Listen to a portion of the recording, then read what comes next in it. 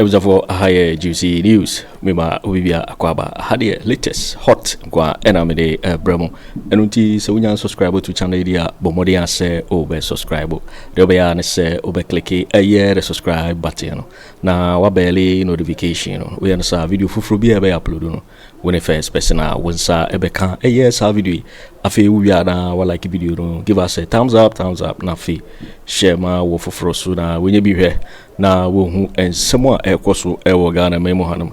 Afi yehwe eye ensemo abeto yepono so nti eye sa report ya ababetu ya obi ti eye sa report enti report no minister under MPP administration e ma maduma na po na ma me bi me ne chairman kuti ye koduru ya na Ofori Atta se onye na po ya NAPO on ma me bi me ne chairman kuti Saja, Gyamfi twetwe ye kodure Ofori Atta ka je so onye maye. Former finance minister. O ka tie plane me ne chairman kuti won office so onye maye. Adi ni reason is. But dana no assign commencement the same aduma no assign commencement letter dia ma Bediatuo ba. Kwame Bawumia Agyarko. Me see. Regional chairman. Bruno. Masa obi antro obi o. Me yesi Abronye U-Turn. Masa, me ameti me metima mia ban we kwana ma na fefi nani because me nso me ni bibia amaya e bafte me o me wote say ya chemia na radio so ne ya ba cheme no ye time but say MPP 8 years Abronye ye bibi wa ban we mu ade ne nsa wura nwomu abenefiti adidi aye ye ntwehwemu aye bafra Abronye zero. Yeni agency bia wo under NAPO administration ya me yesi ade we Abronye na supply 8 years yeni ayi a half kilometer of road wa yesi Abronye na yeye 8 years yeni bibi bia wo ba bia yesi Abronye na yeye nti ebe investigate me nti me nso mete wo de president Mahama gina ho ni na politician mete me sabe mi o hwe apai no enkoba bia because me nya boni nsie ba bia we nya ba bia mi aso mo hwe na go me nya se me ja kwan no nti so di ho agora me metima ba wura dubiri wa aka tese massa be careful of what you are doing me na metima MPP bia ntimi no musuro because omo da said the government is after them me so me da madam me yiri kwa nya me unza na me late Kwame Bafo Abronye na pesi e ma nso nim say kokwasi kurasi ni am free krom akurasi abedu krom nti afra no so ye soma roye anode mbod ya pesi amam ti minyanya no wia ni aka bia de ensuro bia o nti media metima ka NDC asem metima ka president Mahama asem nsuro no because me no 8 years no bibia ni krom ha NDC betim ha apu adie Jena adebem. Jena tio. Owrodu ba na mekoye ya abakata Abronye anya ne ye ntimu nkwa wewem. Supply ba na MPP abai and Akufo Addo de ma me ya say Abronye ka so supply nkonwadu. O de 7 na ba nso oji du sika ntimu nkwache no. Ebi ni kroma 8 years. Okay. No minister. Tie ni yo. No minister under MPP administration e ma maduma. Na po na ma me bi me ne chairman kuti. Ye koduru ya na Ofori Atta se onye NAPO ya NAPO on ma me bi me ne chairman kuti saja Gyamfi twetwe ye koduru ya Ofori Atta ka je se onye maye former finance minister o ka tie plane me ne chairman kuti won office so onye maye adi ni reason is but dana no assign commencement the same aduma no assign commencement letter dia ma Bediatuo ba te say ni de ye to abawie ye hihye secondary schools ye hihye electoral commission office ye twitwa nkrofo sekane national security bia na mfro bia eno no mo ye no mo ho to omo no yakọ precious mineral commission precious gold aye de kwa butchery wo man kwa sisa gold na chafa ene uni say per 5 gram of gold atọ ayi ba bia Sammy Gyamfi wa. And this all the fun year subquasa. Oh, how? Men of Opa, for Accra office, for the Kumasi office, Fred Takra the office Fred head office na e wo no but anora obi pay 5 grams of a yin gold water no ofre Sammy Gyamfi yire chema we dey obeka say we dey Sammy Gyamfi yire otu gold masa sa omo na nimba bia wo sise ni na no ye kwoto ahye so afa ni nyina na wo fan awo fan me be sao until 5 grams of gold na wo pa dawuro Accra office regional office national head office or headquarters or Kumasi unya babia unya e dey say wo de fa ayi liaison officers no Sammy Gyamfi yire kan ho bi na nu yi okupie na yai ne yire fi ase oh ne yire se say the asali gold kwambafo what you say enra ya se say business abafie ntini so de kofa third party so move upa asema mekan Ghana fo bebre wo ha Asante region wo mako head office or Asante regional office masa 5 grams of gold ebini ho Greater Accra ne enra ya o masa ye say ye din he Kwafo we starting yes or more we Akufo Addo nam immediately after the 2020 election meboa and almost start here ye mu bi ye say ye more at least abana or abano or ideas ya say ma kwan ma na chichire di be ye dey e di be bu ni man na oko namom ne nkrofo na nkasa do ma president Mahama de why ne papa wi so aye na appointment awi and me therefore me ni esese nipa ya na oyem but ne nkrofo na appointees no abo na omototo ba ne de me ka train prince on survival abo na wo ma frase ya toto ba back so including ono ankasa no masa obi antro obi o me yesi Abronye adwane masa ha me ameti me metuma mia ban we kwana ma na fefi nani because me so me ni bibi amaya e baftimi o me wote say ya chemia na radio so ne ya ba chemia no ye time na mo chema mama nka say for the records any ochina 17 Sammy Gyamfi yire I good with some dey immediately no what am na some my control if you want take him on say who pay gold wa this o ko hun Sammy Gyamfi yire nti sa wona asuda me nro ana na sama ma say as a journalist no find out from the various regional offices na tena no pabisa question say gold na wo mo do mo task force wo free ba bia kwasesa ne prim no e wo fan now okay so good no say follow up because and then ready for shipment oh master yeah say na gold I ready e be ship the akwa brute I will find na including everything babi a odu omu gold sie no anya ne ne ye hye ponko a o babi a ai precious ayina nkasa du omu gold ye le egu a ye bo ho ban wo ma sesa ne nyina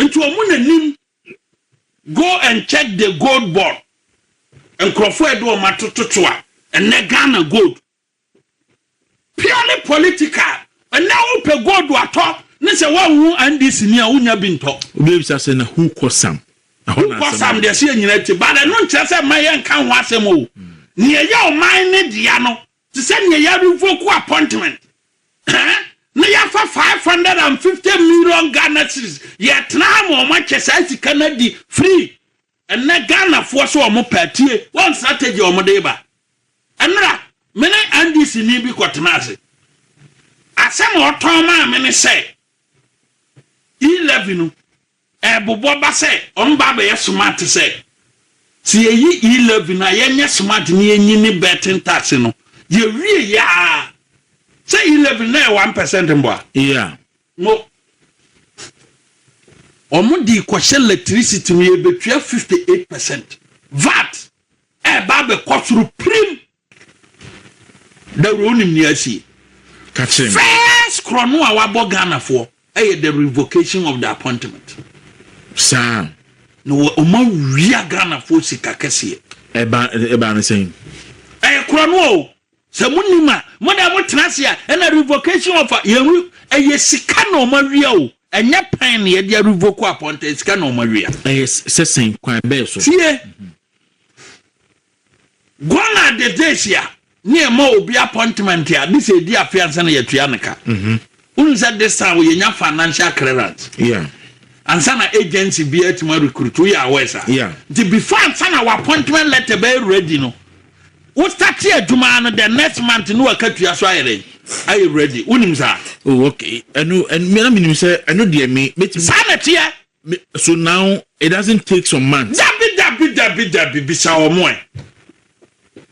unya start ya achara abosumi mienu no sika na ayere asu room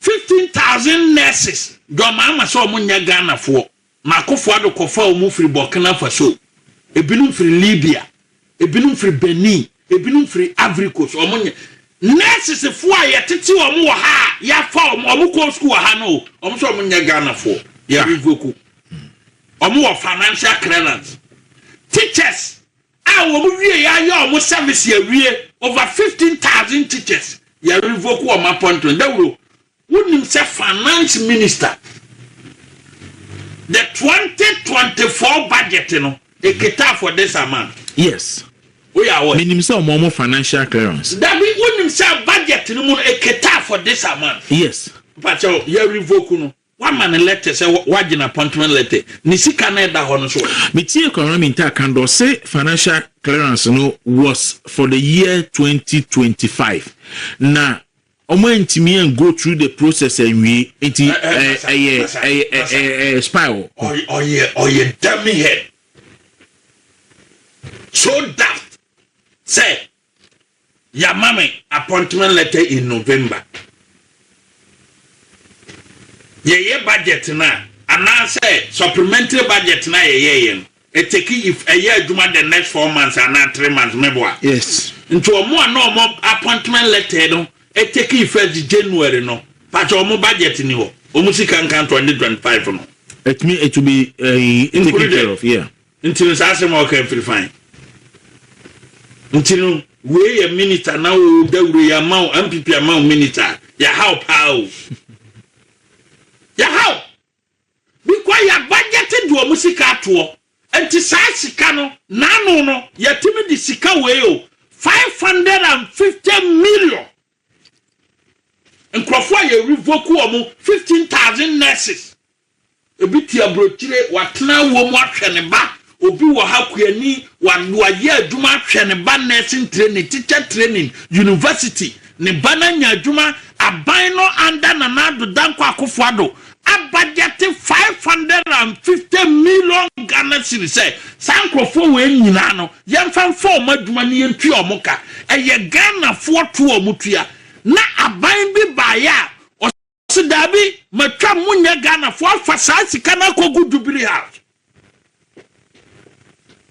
enti 550 million wa revoke my appointment afasika no ama Bank of Ghana diagu bullion van mo kogu dubiri house mo de ye can you say because of say revoke no ti sika no obia ko yiska na ya clear sika bia free secondary school account and even some hospitals Agyarko go to bri house and a president he ko Germany obia o see obem make sure say of expenditure ebeba from no ko Germany 26 delegation and this for the dinner chikoy obia $5,000 per diem 95.9 una utuo una tiefo nanu ye okọ Germany official delegation this for ye sesa omo frade ko Germany omo ye nipa 26 abani mabia $5,000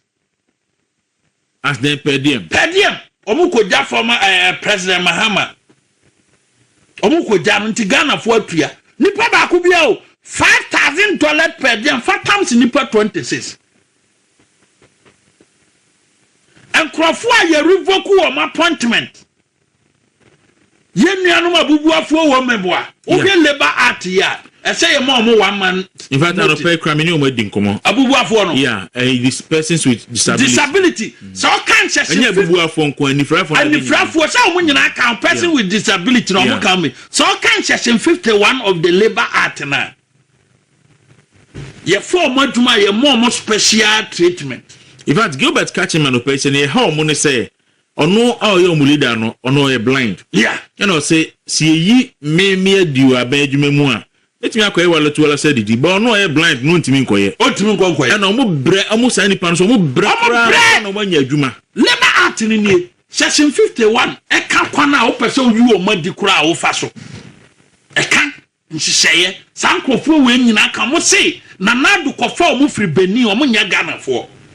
And cry yatete omo wo nursing training wo Ghana how institutions. Mo so omo nya Ghana for. A teacher for omo call various colleges of education mo so omo mfiri ha. O papa nya Ghana ni, o maame nya Ghana ni, akora na so nya Ghana nti ya revoke an appointment. Afa wo mo sika 550 million. E dey go bullion van mu. And every week bia otu kwan. Ono okugye to abrakwa. Wo montina kroma ni 3 days da. Enti saasi kanu nyina gudubri out say egu bullion van mu na o matwe akwa akogu wo mo de yere. Ana mo promise Ghana for say mo ba job creation. Enti job creation ye se say ababa dig hole cover hole anameboa. Kwesi control so gina kwesi. Yes, dig hole cover hole. Ho aduma na mo ba ye. Na motima twanyame anim. Se kura the hospital account nyina na biko. Se hospital bi e pese to biko na account no national security. Aya account no nyina blank. Enti omukwa bank ya wo ba ema na Akufo Addo was surprised say security under his administration anti-man MPP defeat. Me na me catch I'm telling you this. National security. Me say security under Anno na administration. DNI. What me say security in general. Something I'm able to. Ebi intelligence gathering that security. That is why I say Akufo Addo was surprised.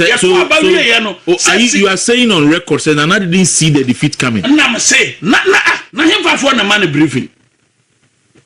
If me as a regional chairman, Interior Minister Henry Kwete, me receive wrong information at the bad meeting I say be attack me. The information or the man president. Maybe so. And because of the election, no, when you be na committing to a mat to form flat. Henry certificate here. A 2x4 certificate and a party and mini Bola certificate Kwame Bafo Abronye regional chairman Emma the Bono region.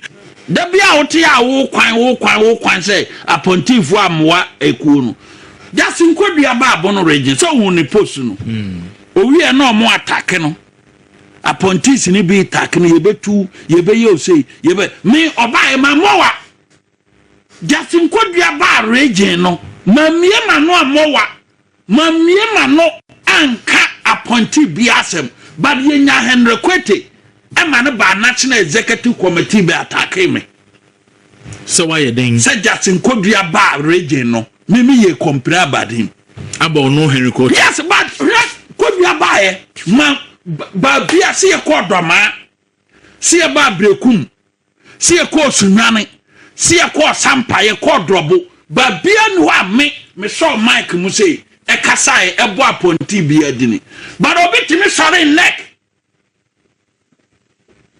enam so ba e niam afun a no oyenti na wi no e wo ministry ho na obedure first bomb wo koto ye nse on immigration fo nya problem.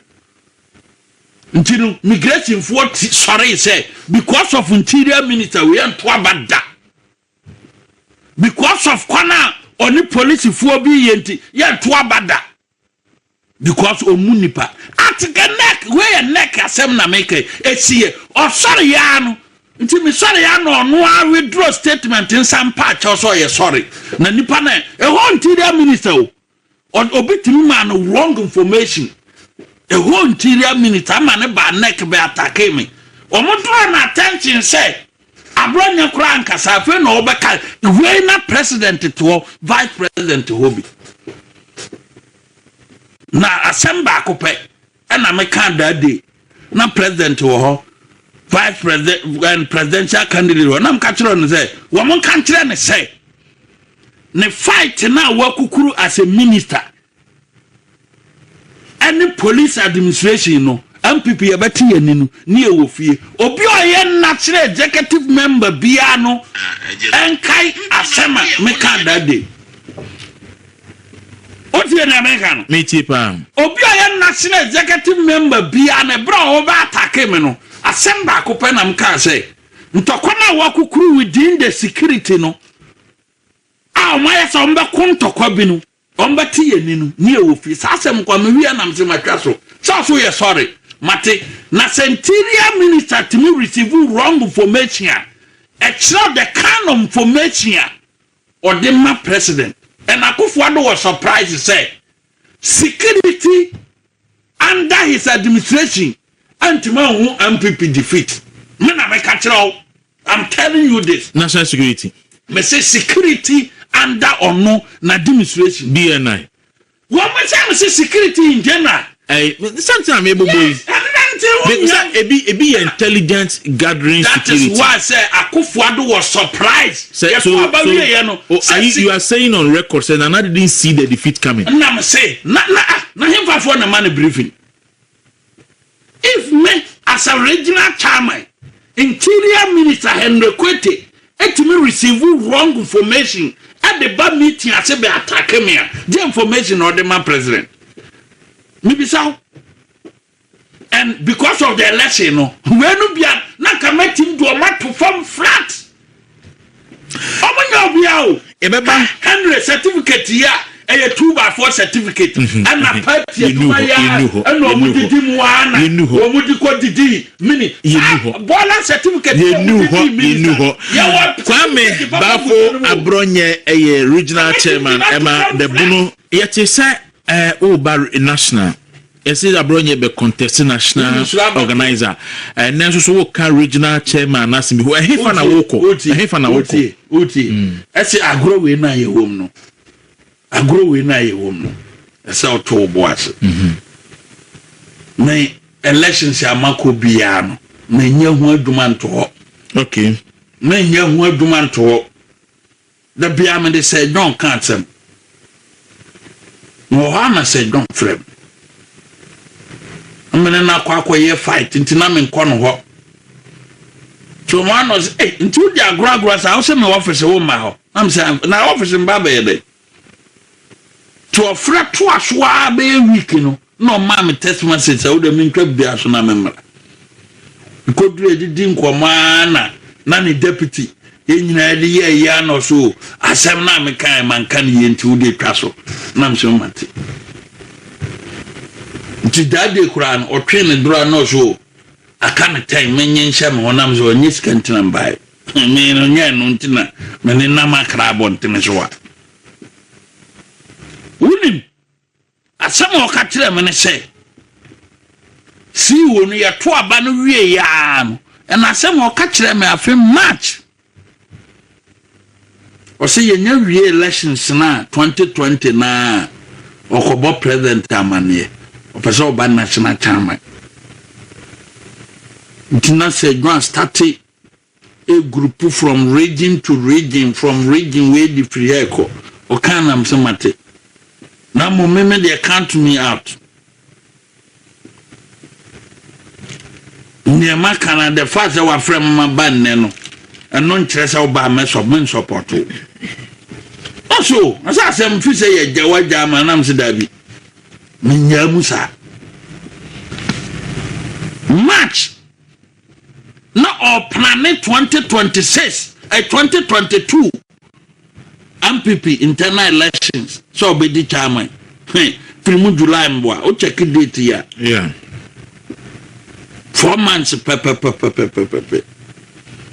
etino echina asem de o nyame ho anada uronim sa no credit ochina asem de sa me kopa we mi kopa me da sore na eka 1 month ne se national na me ba mi nsuro eka 1 month na regional na me kwa me nsuro abato me catch your side na no do we are so confident aja ati dawro me catch you say na no ne me ko campaign 4 p.m. Me ba beduru fie ahomache 4 a.m. and me nye campaign throughout my political life and fanko na dichiemu okay 2024 campaign. Yes, for the first 2008 and I make kai say me honorable employment minister ye koda kurobi so ye fra Kwabena Agyapong and it ye tena say around 11 p.m. e ma de etiye but ready free work no say ye start the campaign ni ya from 4 p.m. me ka say you know constituency for ni tie o enti ni o si Abronye anya adwuma no wo ankasa he na akoy. That is the question. Enti no ma bin traba bi party for nya Abronye na ka say ofa sunyan isia enipa se so mu pie ba beto aba no enipa o man pia meto aba sunyan isi nko 57,000. We are aware of that. Adi enti no ma meto aba and some polling stations in Nani at Waba MPP winning 57,000. Oko me constituency. Masa 33,000. Ama Oko Doma East. And the person saw Mupi almost 16,000. Ampia Metwaba. Blekum 28,000. Ampia Metwaba. And you know, as a matter of fact, say. Any election be na apathy will be a one can favor opposition party no because opposition party ni panel there come to aba to aba no me no sa constitution all the 12 constitution is it true say na wo ni wo MPs no ni ade no e kokoko kontokwa mampi wan ana dey so obi wa no wa send o message ampi wan bo ampi krodin. If Tio, me the say, we are the American street. Operanza campaign manager, Oba region. Me siko fans na binum di ye wo mo politics ani ye de ye bere. Oba he me tim ka kire ne say, ampi we ni behavior nye. Ka kire no. And wo mo aso kita na mo nam nyina no. Na national campaign team no ekita report wo constituency bia. But the problem I had with them, they say, no one to mean country woman. And see, Abronye going into the 2024 elections, no, now wouldn't some people winning and I don't know some people winning. Say, me accurate report, me boy, me the man no can say ya. No parents at to maintain. We catch us a have problem with her. No, you say I'm per report to a kitan. Any because me see where to buy yet. Babia no a me man kwanko campaign o. But a bit said brekum is specifically make open a meeting and say man fancy sabrante no be lusu because one omunipa when the name people nursing Kwaku Kyeremanteng open meeting and say kwano parents and ask him me fancy open and this obi tefto sana me na ko a no kura maka ne say ni attitude nti nti sa Abronye no say te obi wa ye sikofan honorable ba win but honorable twin ho say win uye nipa boni ni me nyesa subane bi I tell you say we lusu na timba bi entufo say enu ye major factor ntia NPP lusu election ma lusu again ti abawo ye kwa akoto say wow trans no ye oda na me say tun say MPP say wow bo ho a uni say ya change obi bo enu mo die MPP na aboye ho ne ye de abetena ba bi atie enya ndisi na aboye nti ya lusu akrofo a next week me pebre na wabane aye election related me na me kopim say report but in Crawford o can say you don't even have the moral right to even come say ubeba be contest and o ka say o si gise yes me say tio ya ka say adwuma o monte party adwuma say o ofisa to ha no asende WhatsApp message is okay. It's okay. Omo kasa no. Bisa omo say tama no omo bo Abronye abaso Abronye yade ye ba power no. No omo contribution e one people ne say. And I say me take class so ba regime and national mo. Me ye ma and diverting question am bisa no. Tam na MPP winning power on 2 occasions na. No omo say MPP Abronye yade right from 2014 na kopensa ye je power no omo bo abaso no. No omo sankrofo no omo ka no. He omo ye wankrofo bi wo ha party ni ye ready a ebe na no mbe didi o. Party ni ko opposition nam so omunya bi nie no enya ni funfum ni biem no no ma firi ase e ka se eye chama wuntumi eye Abronye eye dawuro bisa se party ni ko opposition wu taku ben ne wom ya omrante ni bebre o mate se me monitor o mu Facebook o mu na mo kekantemfon ebena na o mu di o but ye nyi sika me I can tell you for a fact say bono region edo ye ni abrante bia wo region mu a watu no bottom sika dia ye MPP chairman nipa na pa on show up me say nipa na pa let the person show up na constituency for no any party for no ngeje say ye wo abrante bi wo say watu no bottom e dia ye party na wo dey be na wo ba be di ni say e kina nam say wunya ponti bi office nkosire sika nti wo say Abronye should be blame tam na party no wo opposition ansa na ye be ba aban mu no wo to a wo blame obi na contribution ni say so why ye adwuma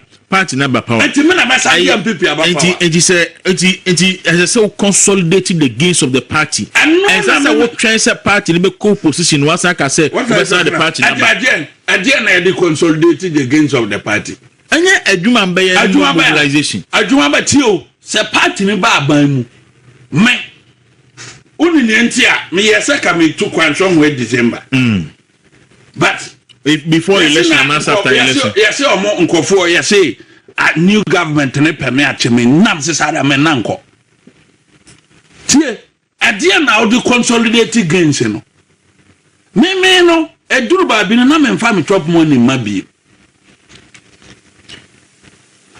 ekrofo a ya point omo no so omo nim regional tamaya me regional time no me takuwa me ya me consulting work here dawro me ya adwuma o me ya me consulting work here na ma di bi $1,500 $2,000 na me de no akwakọ ya adwuma ma appointee bi no gusu depots no enya adwuma enti se yo wo aban mu a ese wo kai se obi na de wo me man kwa aban mu me man kwa by mu into resources when you the consolidated gains no me bisa na bono region man nya appointees o mpacho me say u bisa me question na say u bisa say omune senti bisa free appointee bia me say resources ben and ye the year party da bia wo te a wo kwan say appointee fu amwa ekuo no just nkwadua ba bono region so hu ni post no